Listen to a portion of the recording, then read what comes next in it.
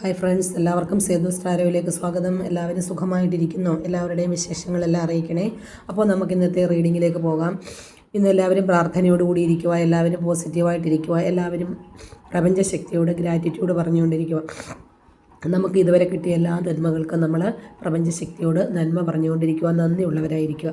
അപ്പോൾ ഇന്ന് നമ്മൾ രാവിലെ നോക്കാനായിട്ട് പോകുന്നത് നിങ്ങളുടെ മനസ്സിലുള്ള വ്യക്തിയുടെ കറൻറ്റ് എനർജി അല്ലെങ്കിൽ കറൻറ്റ് ഫീലിംഗ് എന്താണ്. നിങ്ങളെ ബ്ലോക്ക് ചെയ്തിട്ട് പോയവരുണ്ടാകാം, നിങ്ങളെ ഡിവോഴ്സ് ചെയ്തവരുണ്ടാകാം, നിങ്ങളുമായിട്ട് റിലേഷനിലായിട്ട് നിങ്ങളെ കളഞ്ഞിട്ട് പോയവരുണ്ടാകാം, ഒരു കുറച്ച് കാലം നമ്മുടെ ജീവിതത്തിലേക്ക് വന്ന് നമ്മളെ കളഞ്ഞിട്ട് പോയവരുണ്ടാകാം, നമ്മളെ ഒരുപാട് വിഷമത്തിലാക്കിയതിന് ശേഷം കടന്നു കളഞ്ഞവരുണ്ടാകാം. അപ്പോൾ അവരുടെ നിലവിലെ അവസ്ഥ എന്താണ്, നിങ്ങളോടുള്ള കറൻറ്റ് ഫീലിംഗ് എന്താണ് എന്ന് നമുക്ക് നോക്കാം. എല്ലാവരും പോസിറ്റീവായിട്ടിരിക്കുക.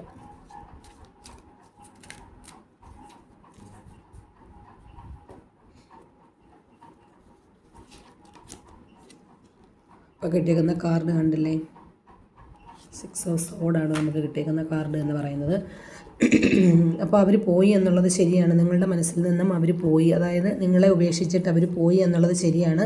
ഒരു യാത്രയുടെ കാർഡ് കൂടിയാണ്. അവരിപ്പോൾ എവിടെയോ നിങ്ങളെ ഉപേക്ഷിച്ചിട്ട് പോകാനായിട്ട് അവർ ഒരുങ്ങുന്നു എന്നുള്ളതാണ് അവരുടെ നിലവിലെ കറൻറ്റ് ഫീലിംഗ് എന്ന് പറയുന്നത്. അത് പോകാനുള്ള കാര്യം എന്ന് പറയുന്നത് നിങ്ങളുമായിട്ടുണ്ടായിട്ടുള്ള പ്രശ്നങ്ങളുടെ ബേസിലായിരിക്കും അവർ പോയേക്കുന്നത്. അപ്പോൾ അവർക്ക് ഇനി തിരിച്ചു വരാനായിട്ട് അവർ ആഗ്രഹിക്കാത്ത രീതിയിലാണ് ഒരുപക്ഷെ അവർ പോകുന്നത്. അവർക്കെന്ന് പറഞ്ഞാൽ വിശാലമായിട്ടുള്ളൊരു ലോകം അവരുടെ മുന്നിലുണ്ട്. ആ വിശാലമായ ഒരു ലോകത്തിലേക്കാണ് അവർ പോയേക്കുന്നത്. അതായത് തലയിൽ തുണിയിട്ട് നമ്മൾ ഒരിടത്ത് നിന്ന് മറ്റൊരു സ്ഥലത്തേക്ക് പലായനം ചെയ്ത് പോകുക, അല്ലെങ്കിൽ എസ്കേപ്പ് ആവുക എന്നൊക്കെ പറയില്ലേ.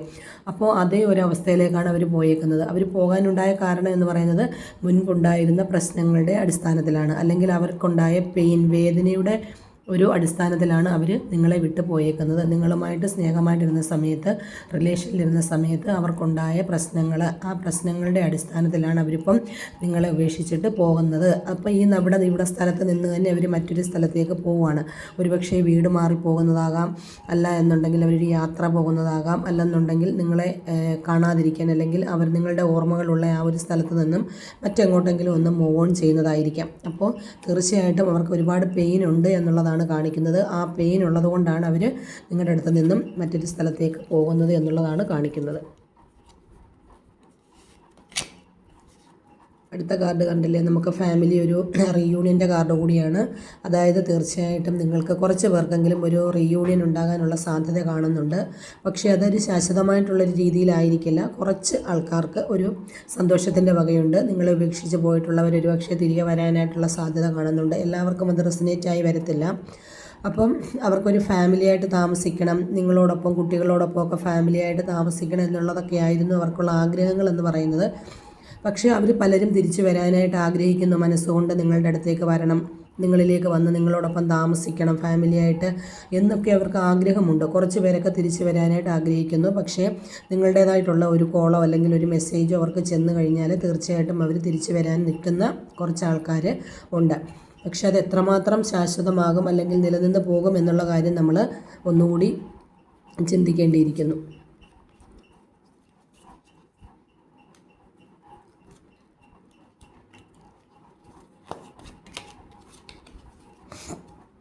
അടുത്ത കാർഡ് നമുക്ക് 9 ഓഫ് പെൻറ്റക്കിൾസ് ആണ് കിട്ടിയേക്കുന്നത്. അതായത് വെയിറ്റിംഗ് എനർജിയിലാണ്. നിങ്ങൾ ഒരാളെ വെയിറ്റ് ചെയ്തിരിക്കുന്നുണ്ട്. ഒരു പക്ഷേ നിങ്ങളുടെ മനസ്സിലുള്ള ആ ഒരു വ്യക്തിയായിരിക്കാം നിങ്ങളിൽ പലരും വെയിറ്റ് ചെയ്ത് നിൽക്കുന്നത്. വെയിറ്റിംഗ് എനർജിയാണ്.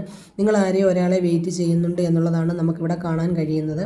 അപ്പോൾ നിങ്ങളിൽ നിന്നും വിട്ടുപോയ ഒരാൾ, അല്ലെങ്കിൽ നിങ്ങളിൽ നിന്നും പലായനം ചെയ്തു പോയ അല്ലെങ്കിൽ എസ്കേപ്പായ ആ ഒരാളെ നിങ്ങൾ ആഗ്രഹിക്കുന്നുണ്ട്. എന്തിനാണ് ആഗ്രഹിക്കുന്നത്?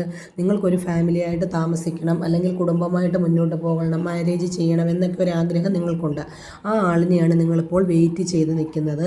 അപ്പോൾ ഒരു വെയിറ്റിംഗ് എനർജിയാണ്. ഒരു സമ്പന്നതയിലുള്ള അല്ലെങ്കിൽ വളരെ സൗകര്യത്തോടുകൂടി വളരുന്ന ഒരു സ്ത്രീയാണ് ഇവിടെ കാണിച്ചേക്കുന്നത്.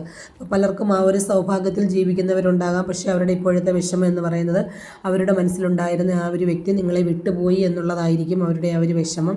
അപ്പോൾ അവർ വളരെ വെയിറ്റ് ചെയ്ത് നിൽക്കുവാണ്. ആ ഒരാൾ വരും എന്നുള്ള രീതിയിൽ അവരെ വെയിറ്റ് ചെയ്ത് നിൽക്കുന്ന ഒരു എനർജിയാണ്. അവർ മനസ്സുകൊണ്ട് ആ മനസ്സിലുള്ള വ്യക്തിയെ താലോലിക്കുന്നുണ്ട്, സ്നേഹിക്കുന്നുണ്ട്, ഒരുപാട് ആരാധിക്കുന്നുണ്ട്. അവർ എന്നിലേക്ക് വരണം എന്നവർ ആഗ്രഹിക്കുന്നുണ്ട്. പക്ഷേ അങ്ങനെ നിൽക്കുന്ന ഒരു എനർജി കൂടിയാണ് നമുക്കിവിടെ കാണാനായിട്ട് കഴിയുന്നത്.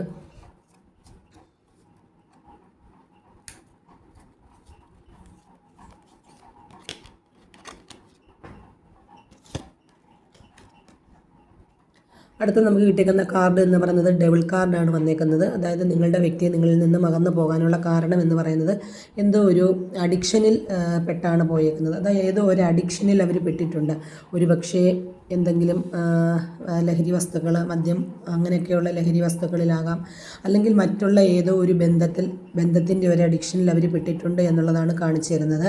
അപ്പോൾ ആ ഒരു അഡിക്ഷനിൽ അല്ലെങ്കിൽ എന്തോ ഒരു അസുഖത്തിൽ അവർ ഉൾപ്പെട്ടിട്ടുണ്ട്. നിങ്ങളുടെ മനസ്സിലുള്ള ആ ഒരു വ്യക്തി ഏതോ ഒരു വലിയൊരു അസുഖമായിട്ട് ബാധിച്ച് മാറി നിൽക്കുന്നതാകാം.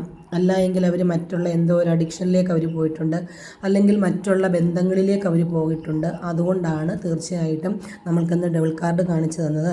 അവർ മറ്റുള്ള ഒരു ബന്ധത്തിലേക്ക് പോയിട്ടുണ്ട്. മൂന്നാമതൊരാൾ നിങ്ങളുടെ ഉള്ളിൽ മൂന്നാമതൊരാൾ നിങ്ങൾക്കിടയിൽ ഉള്ളതുകൊണ്ടായിരിക്കാം ഒരുപക്ഷെ അദ്ദേഹം ഇങ്ങനെ ഒരു യാത്രയ്ക്ക് അല്ലെങ്കിൽ പോകാനായിട്ട് ഒരുങ്ങിയത് എന്നുള്ളതാണ് നമുക്ക് ഡബിൾ കാർഡ് കാണിച്ചു തരുന്നത്.